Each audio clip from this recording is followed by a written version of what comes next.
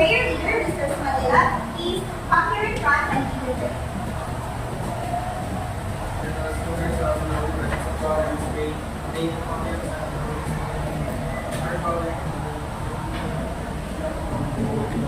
On purpose, because it's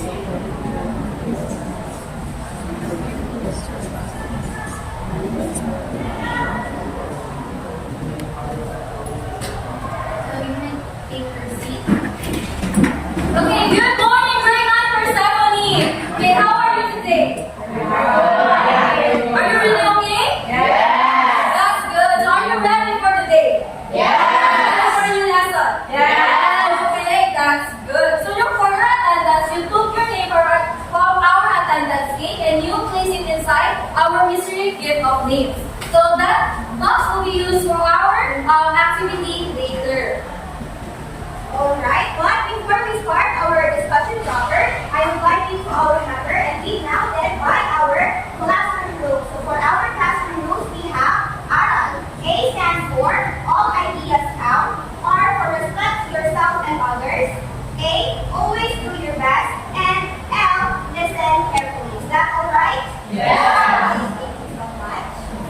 Now, before we proceed to another discussion, I would like to assess whether you have remembered what was our lesson last meeting. Alright, so let's first have a review. So what was our lesson last meeting?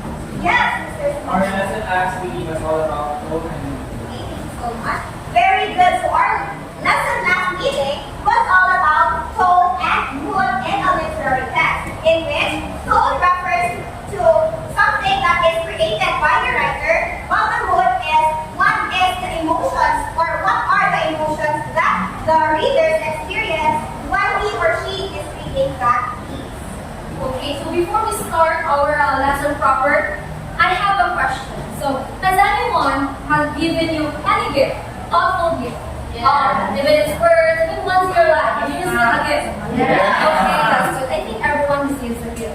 So, for this activity, this is called the gift of words and rap. So, teacher Jessa will give you a small illustration of a gift box. And in that illustration, you will write the most thoughtful word, the most beautiful words that you have received from someone.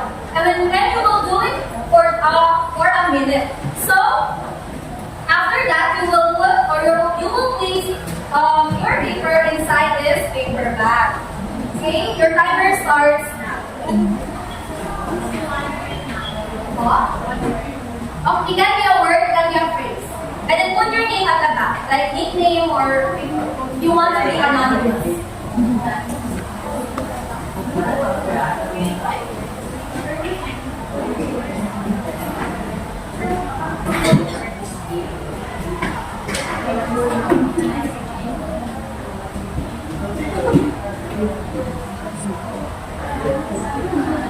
Alright, so if we're not writing already, please raise your hand so I can count your name.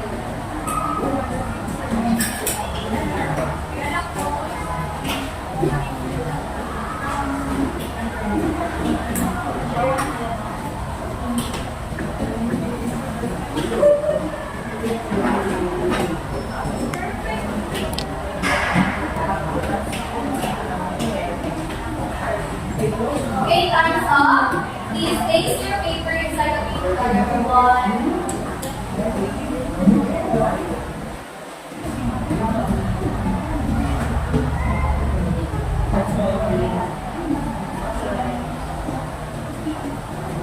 Okay, now we have all your paper here. Now we will pick up a person who will get the paper here and read it aloud to the class. Okay? So from this to what?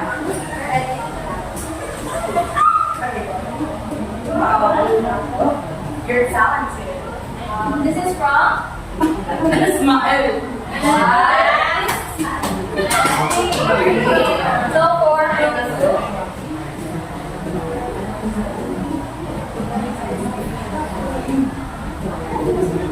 okay, the word is laban from anonymous. Okay, next for the last group.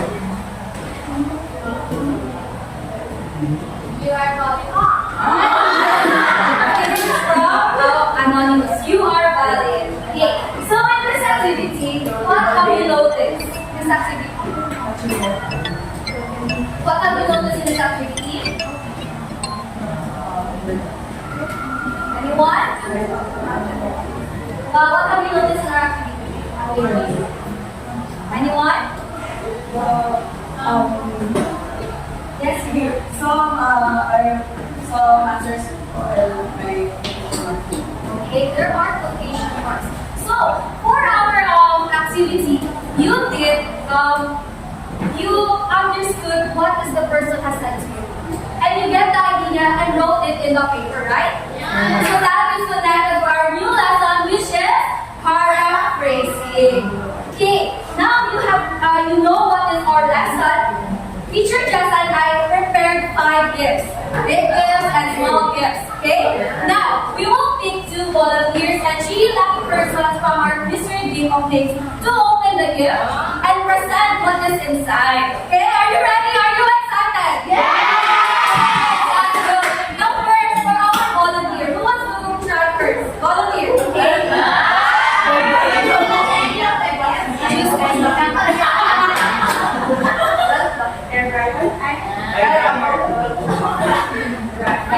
Alright, so what she got is a ball pen. Okay, so here's my question. Now, as a student, how important is a pen or ball pen to you? As I said, a ball pen is a very important thing to have whenever you go to school because you can write or like as a student you do like it's like you need to have a ball pen. It's true because as a student, pen is our sword. Okay? Okay, now let's get to the first one. Okay, one answer. Lucky student will open another gift. Okay, please come in front.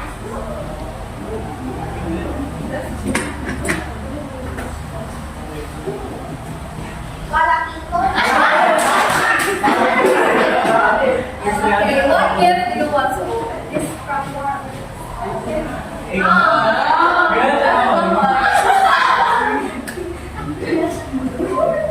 Okay, open. What's inside? It's a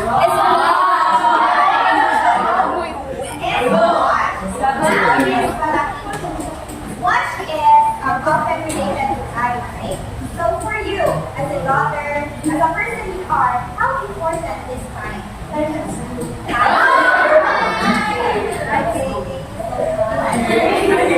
Okay, for another volunteer, who wants to open another gift? We have three gifts remaining. Mr. Yao. Okay, one gift and open it.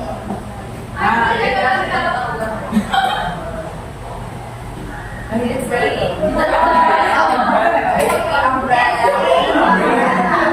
Now, Mr. Yao, do you always bring umbrella with you? I always bring umbrella in order to protect myself from sunlight and from rain. Thank you so much. Okay, last 2 gifts.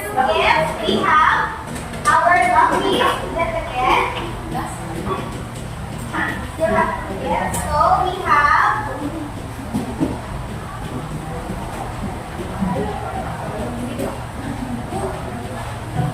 Flores.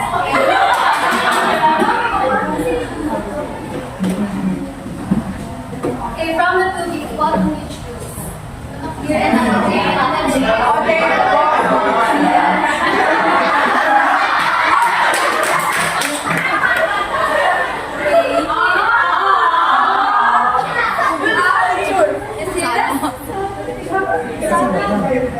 Have you received a picture frame in your lifetime? If someone gives you a picture frame, what would be your sentiment or what would you tell that person? How would that be an important thing for you?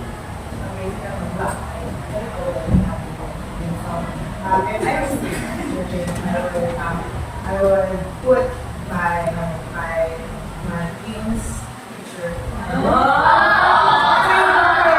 Thank you so much. Okay, for the last one, I will pick that person.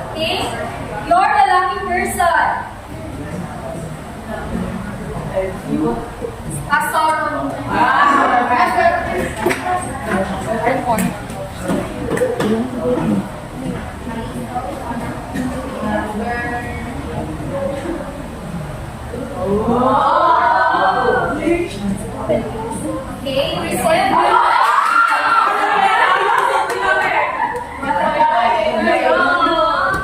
Okay, so you receive 50 pesos.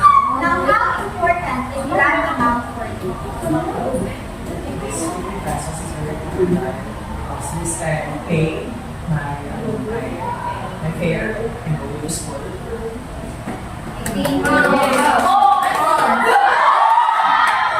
Okay, so how did you find the activity? Is it fun? Yes.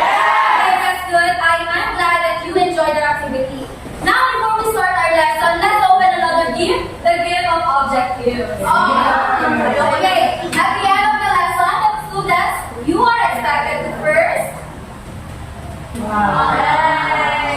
First is to analyze the aspects of the literature. Okay, for our next gift, Okay, everybody, please read.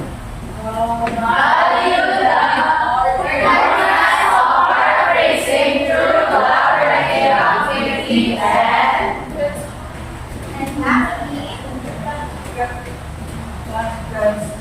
okay, lastly, accurate paraphrases of the literature by selecting and reorganizing key ideas. So that will be our objectives for today.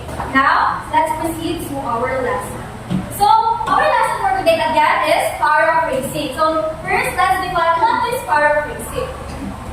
The paraphrasing or indirect quotation is putting source text in your own words and altering the sentence structure to avoid using quotation marks required in direct quotation. So, in a nutshell, paraphrasing is what you understand in the text and you're writing it on your own. So, for example, you are reading a book. Paraphrasing is like reading a book, okay? So, in reading a book, your friend wants to know what's the content of the book. So, you will not tell your friend word by word what's inside the book, right? Now, you will get the main idea of that book. You will understand the text of the book, and you will relay the message to your friend. Now, your friend understood what's in the book, and you explain it clearly. So, that's it. That's paraphrasing. alright. Now, some of you might be wondering, why is there a need to learn about paraphrasing? So why is paraphrasing an important matter? So we have three reasons for that. We have Avoid confusion, improves understanding, allows flexibility. alright. Now the first reason why it is important to paraphrase is it avoids plagiarism. So paraphrasing shows you that you understood what have you read and gives you the ability and the opportunity to write it or relay it using your own words. So when we speak of using your own words, you may take the main idea of what you have read, but in explaining it again, you use your own words already. Good? Alright. Next we have is it improves understanding. Rewriting a concept in your own words helps you deepen your comprehension of the material. So as what I have said earlier, paraphrasing improves understanding because in order for you to paraphrase a paragraph or a text, you have, of course, you have to understand what you are reading. And last but not the least, it allows flexibility. Paraphrasing allows you to incorporate source material into your writing while adapting it to fit your tone or context. Now, for us to further understand what is paraphrasing, we have here examples. Now, I will make a student read the original passage. Okay, so we have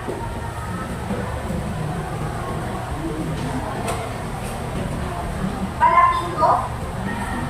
Okay, so please read it aloud. The sky was filled with clouds, and it looked like it was going to rain soon. Alright, so based on the original phrase, what have you understood from this passage? It implies that It's going to rain soon. it's going to rain soon. Now, in the paraphrase passage, we have here, everybody please read. The clouds covered the sky, making it seem like rain was coming. Alright, so as what you have observed, the paraphrase version contains different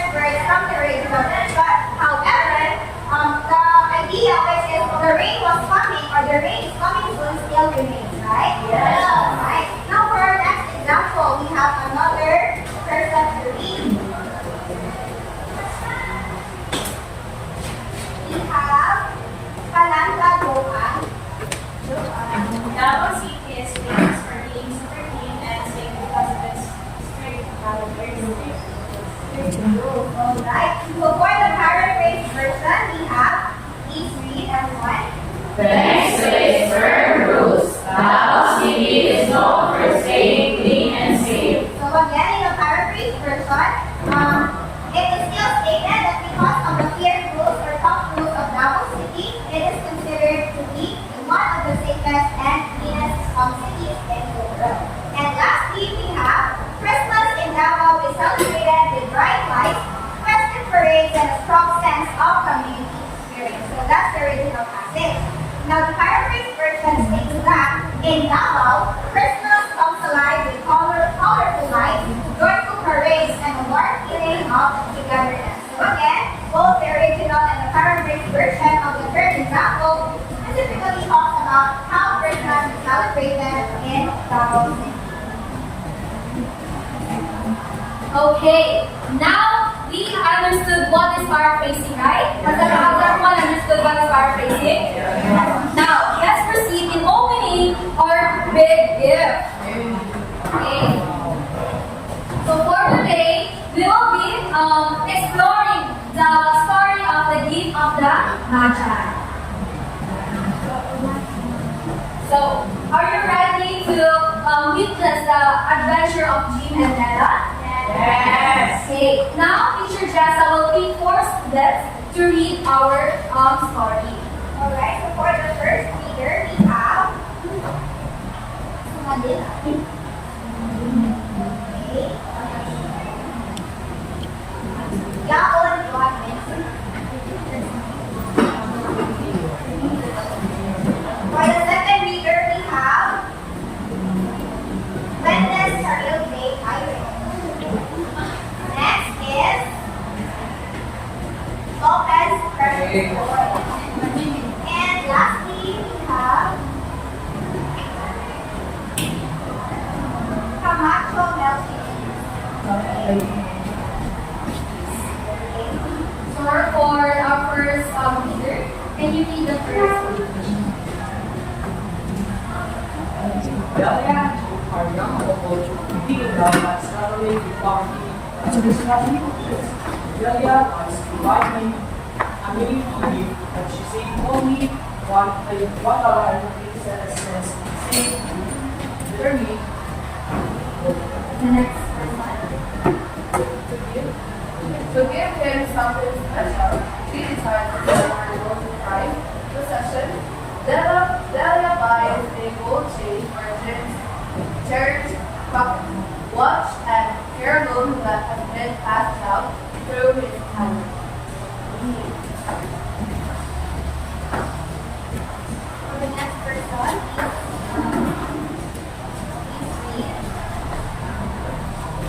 Meanwhile, Jean was the one who gave Nella a special gift. Unbeknownst to her, he sells his watch to buy her a set of beautiful clothes that they are exchange gifts on Christmas. They realize the irony of just a true love. Nella no longer has her hair for the clothes, and Jean no longer has Jim no longer has his watch. Despite this, they will understand that when and selfless sacrifices are more valuable than any material. okay, thank you so much. So you may now take your seat.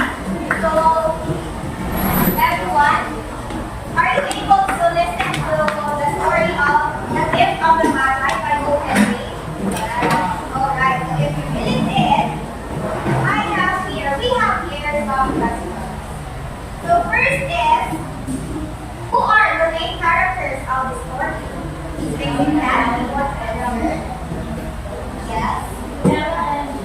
Okay. The main character of the story, The Gift of the Magi, was aware Della and Jim.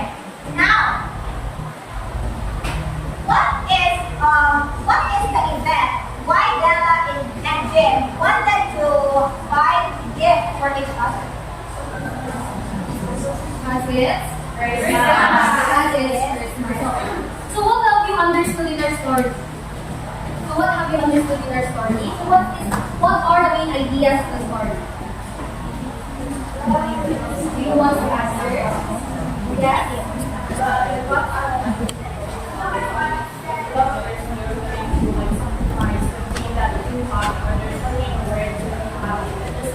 Lala and Jim, they are willing to sell the most possession for them to give a gift for their loved ones. So Jim and Della possess selfless love. Okay? They really love each other that they are willing to sacrifice valuable items. Okay? Now, you have understood what is paraphrasing, and we have now explored the story of the Magi, the gift of the Magi by O. Henry. We will now go to our activities. Are you ready? Yes! Okay. So for the group 1, Before the group 1, your activity is entitled Doble Cara at Dual Perspective Rewrite Challenge. So, your group will receive 2 markers, red and blue. Red for Della, blue for Jean. Okay, and you will receive an illustration of a man and a woman. So in the woman illustration, you will put the perspective of Della in the scene where they exchange gifts. And same with Jim. Have you understood? Yes. Okay, that's good. Teacher, just now with me, your materials. For the group 2, teacher Jessa will now for explain. the group 2, we have here an activity entitled Castle Racing, the collaborative or the collaboration today. Alright, so for this activity, the group will be given a passage and you must be sitting in circle. For the step 1, the first student reads the first sentence of the passage and paraphrases it by writing their own version. So the passage contains 10 to 11 sentences, and each of the members of the group should be able to read the sentence and paraphrase one sentence only. Alright, you get it?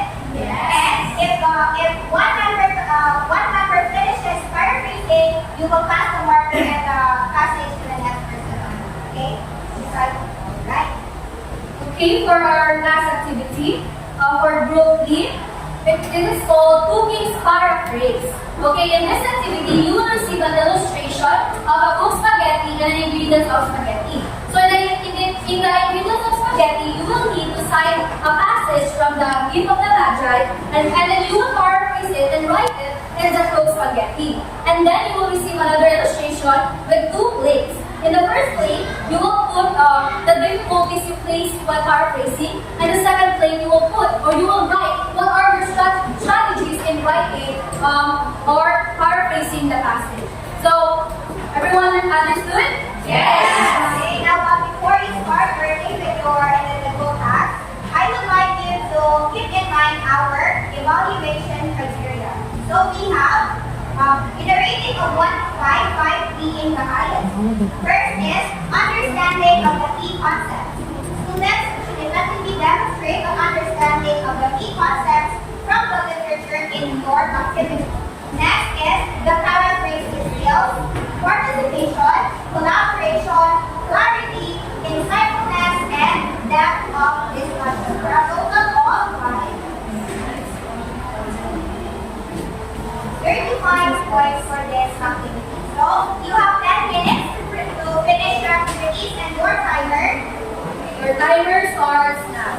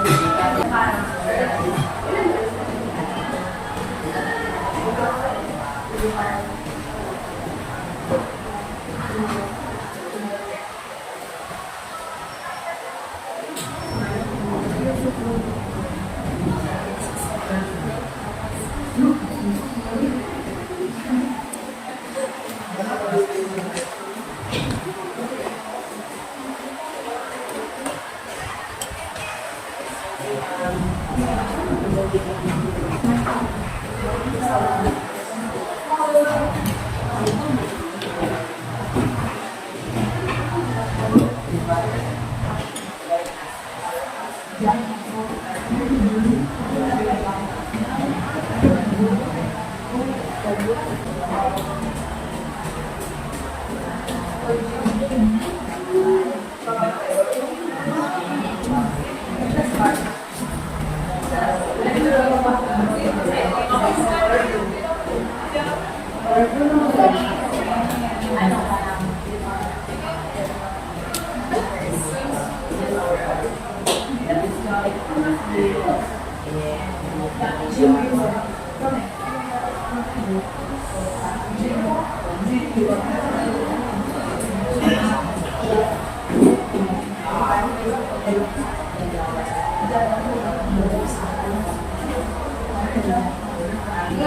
you now have 6 minutes and 34 seconds left.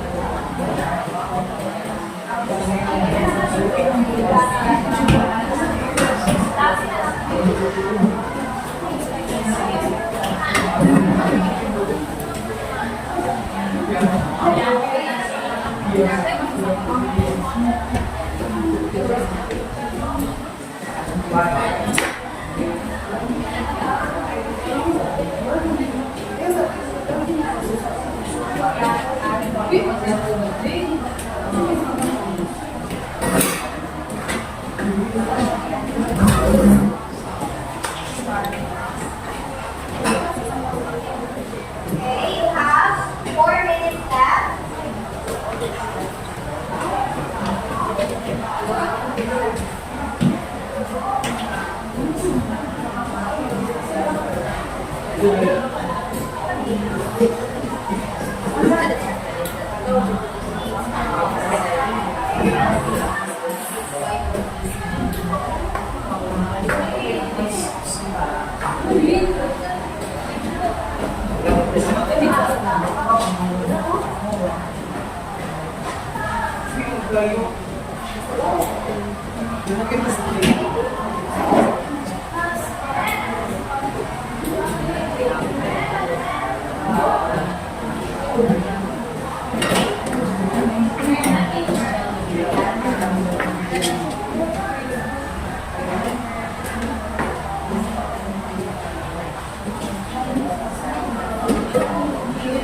Alright, so I guess everyone is done. Okay, so now let's proceed to our presentation. Alright, so group 1, please proceed with your presentation.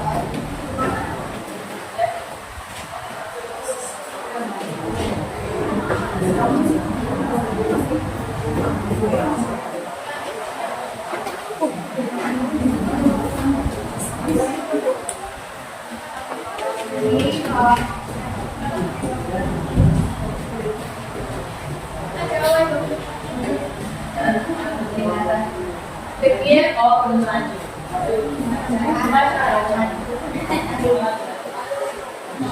Stella was sad because she needed to have a beautiful procession, and that beautiful procession was her hair.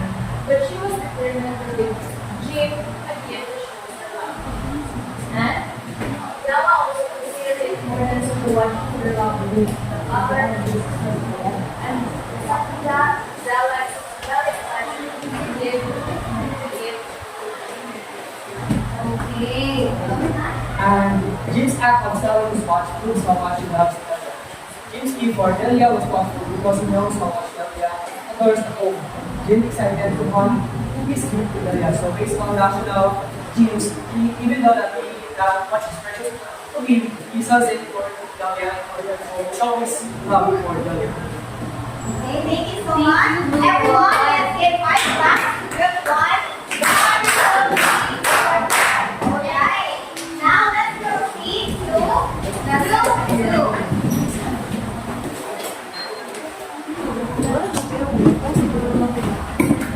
Alright, everyone, please listen. Not a white jade appears, and Harry queries the science of her driving. He stood by the window, staring outside with a much interest. Christmas was tomorrow, and she had only $1.27 to buy Jim a present. 4 months. She had saved as much as possible, but this was all she managed. Earning $20 a week didn't go far. Everything seemed to cost more than she expected. It always ended up the way just $1.87 to buy a gift for Jim, her beloved Jim. She had spent many joyful hours thinking of something special for him, something almost good enough, something worthy of being used. So for the first sentence, Bella finished crying and wiped her face. So instead of saying try to waste the sight of crying, change it into wipe her face again. So it is direct the part. Second, she stood by the window. Third, staring outside with that much feeling. First sentence is tomorrow is Christmas, but much she only had $1.87 saved up today to buy Jim a gift. For months, he had been setting aside as much money as he could, but just didn't add up too much. $20 a week wasn't a lot, and everything is better now costing more than she Now, something that was so yes, that the happy hours and then you never forget something almost good enough to show how much Thank you, group 2. Now let's give another 5 claps for group 2. Alright, and now for the last group, the last but not the least, we have group 3. Our last map, the phrase, the original phrase is actually relatable to the home that the last seen in the shop view. As you know and love for a long time. Beautiful clothes with jewels, perfect for her beautiful hair. She had no unique costume watch for them or to buy them. She had looked at them without the least hope of ownerless, and now they were hers, but her hair was gone. But she held them to her heart, and at last was able to look up and say, "My hair grows so fast, Jim." And then the paraphrase sentence is, "In front of Bella were the gloves, the ones she had wanted for so long. They were beautiful with jewels and perfect for her hair. She knew that they were too expensive, so she never thought she'd actually have them. But now they were hers, even though her hair was gone. She held the gloves close, then looked up at Jim and said, my hair grows so fast, Jim." While doing our paraphrase sentence, we made difficult vocabulary because of limited vocabulary in gaining the original idea of the passage. And for our strategies, we use simple verbs. Dividing the task, we use our critical thinking skills to understand the text and exchanging ideas and activities. Thank you, group 3. Another 5 claps for group 3. Okay, thank you so much, everyone. Each group has showcased that you have really learned about our lesson for today, and that's why it is now time for us to know your scores. So for the group 1, understanding of the key concepts is very good. You have 5. Paraphrasing skills, you have 5. Participation, you have 5 as well. Collaboration, 4. Clarity and coherence, 4. Insightfulness, 5. And depth of discussion is 5. Now for the group 2, understanding of 5 points. Paraphrasing skills, 5 points. Participation, 5 points. Collaboration, 5 points. Clarity and coherence, 5 points. Insightfulness, 4 points. And depth of discussion, 5 points. Next, we have the rule 3. For the understanding of key concepts, we have 5 points. Paraphrasing skills, 4 points. Participation, 5 points. Collaboration, 5 points. Clarity and coherence, 4 points. Insightfulness, 5 points. And depth of discussion, 4 points. So these are your scores for the activities. Thank you guys. Now I think you really understood our lesson, right? Now you use strategies, you face difficulties, but still, you did our activity very well. Now, let's proceed to our questioning. We have our mystery questions. Now for the mystery questions, Teacher Christine and I will be picking lucky students from this mystery gift of names. And once your name is called, you will choose one gift from these boxes. And then once you click it, there will be inside this gift are questions. Alright, so are you now ready? Yes! Okay, so for our first student to pick a gift and answer a question, we have Caballero Castillo. Okay, what if I'm One, first, second, third, fourth, and fifth. The yellow one, alright, so the other one? So here's your question. When paraphrasing, how do you decide which words change and which ones?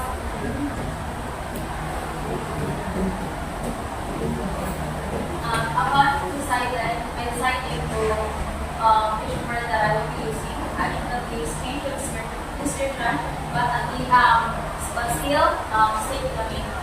alright, so in paraphrasing, you should always remember that we can change the description and the words, but we should retain the main idea or theme of the original passage. Now for the second person to answer and pick a gift, we have Perez Mariette Lucia. What if you want to choose? Is that from gift number 3? Okay. So your gift of question is How can you paraphrase Stella's emotion after cutting your hair in a way that is easier to understand? By paraphrasing the description, it makes me understand her feelings. For the last one, last lucky person, we have Pakido Miss. please choose a gift from the first, second, and fifth gift. So your gift of question is when you paraphrase, how do you avoid changing the meaning of the text? Well, as a paraphrase, I will just use simple words to avoid changing the meaning of the text, and I will just stick to the context that Okay. Thank you so much for your answers and for our previous activities. We can really see that you have listened well and understood our topic. And for us to further discuss, it's now peace time. So I request everyone to please get 1/4 sheet of paper, a booklet, and keep your notes away from your desk. Alright, we will be having 2 minutes to complete the 10-item multiple choice activity. Okay, so timer starts answers using capital letters. Okay, our timer starts now. Okay, time's up. Pass your paper, everyone.